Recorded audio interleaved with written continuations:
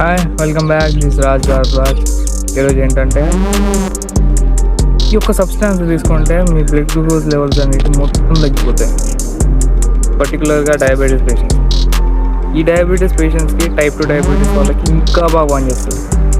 ఈ యొక్క substances 10 to 20 ml తీసుకొని వాళ్ళ డైట్లో యాడ్ చేస్తే వాళ్ళ బ్లడ్ గ్లూకోజ్ లెవెల్స్ నార్మల్గా ఉంటాయి.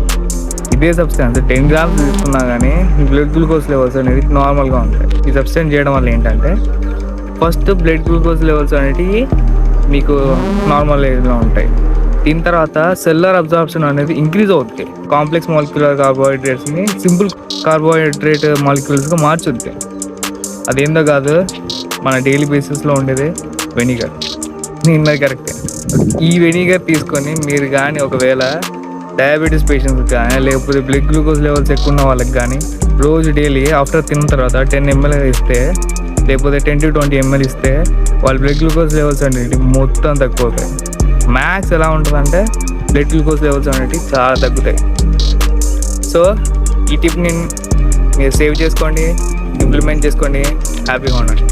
Thank you.